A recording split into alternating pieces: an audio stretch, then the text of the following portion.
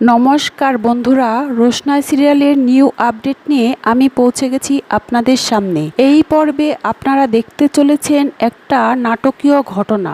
রোশনাই চ্যাটার্জি বাড়ির কিছু মানুষের অত্যাচার সহ্য করতে না পেরে চিঠি লিখে বাড়ি থেকে পালিয়ে যায়। আরণ্যক সেই চিঠি পেয়ে রোশনাইকে ফিরে পাওয়ার জন্য পাগলের মতো করতে থাকে।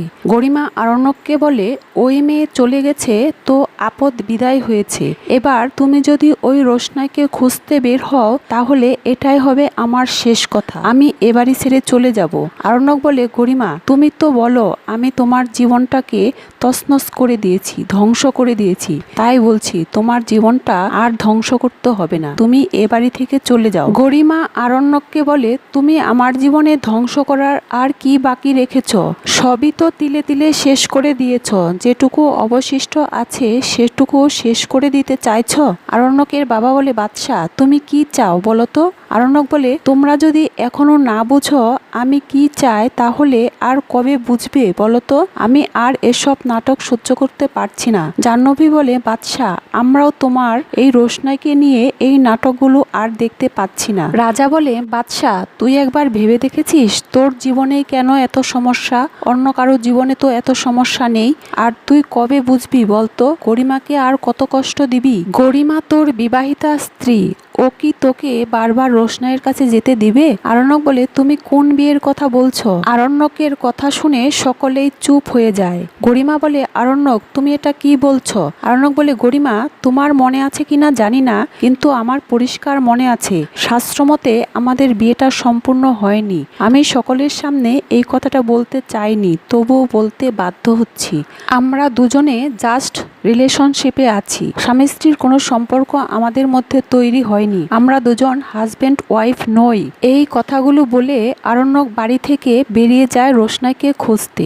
গরিমা হো হো করে কাঁদতে থাকে আর ভাবতে থাকে, আরণ্যক রোশনাইকে ভালোবাসে অথচ আমাকে বিয়ে করে আমার সাথে শুধু এতদিন স্বামী স্ত্রীর অভিনয় করছিল ভেবে গরিমা খুব কষ্ট পায়। ওদিকে আরণ্যক রোশনাইকে খুঁজতে বেরিয়ে ভাবতে থাকে, আদিত্য আমাকে ফোন করে বারবার বলেছিল আমি যেন রোশনাইকে মুম্বাই যেতে না দিই, কারণ আদিত্য কারো কাছে শুনতে পেয়েছে রঞ্জন প্রসাদ রোশনাইকে প্রাণে মেরে ফেলতে চায়।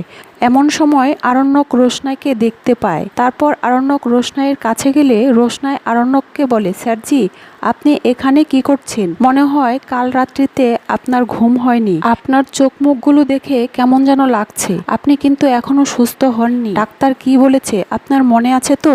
আরণ্যক বলে, আমার কথা ছাড়ো, আগে বলো তুমি কেন আমাদের কাউকে কিছু না বলে এভাবে পালিয়ে চলে এসেছ? রোশনাই বলে, স্যারজি আজ না হয় কাল আমার তো চলে যেতেই হবে, তাই চলে এসেছি, তাছাড়া ওই বাড়িতে আমার আর থাকতে ভালো লাগছিল না। আরণ্যক বলে, এখানে থাকতে তোমার ভালো লাগছিল না, অথচ অজানা অচেনা শহর মুম্বাই, ওখানে একা থাকতে তোমার ভালো লাগবে? রোশনাই বলে, হ্যাঁ ভালো লাগবে, কারণ আমি একাই থাকতে চাই। আরণ্যক বলে, রোশনাই আমি তোমাকে কিছু কথা বলতে চাই, তুমি আমাকে কোনো প্রশ্ন না করে আমার কথাগুলো শোনো।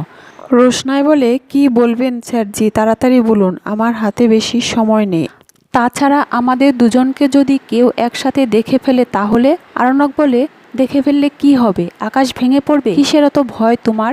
এভাবে জীবন চলে না রোশনাই। রোশনাই আমার দিকে তাকাও, আমরা দুজন দুজনকে ভালোবাসি অথচ একসাথে থাকতে পারি না, এর থেকে কষ্টের আর কি হতে পারে? তুমি আমাকে বলতে পারো আমি তোমার সাথে থাকতে চাই রোশনাই?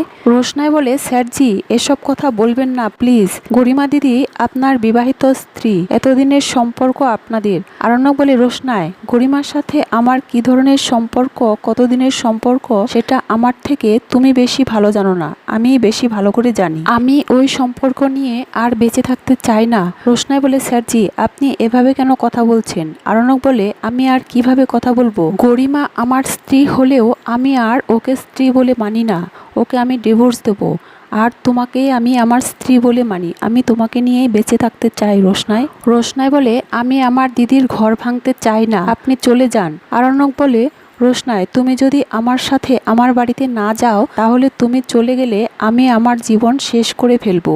এই কথা শুনে রোশনাইয়ের মন নরম হয়। রোশনাই আরণ্যকের বাড়িতে ফিরে যেতে রাজি হয়।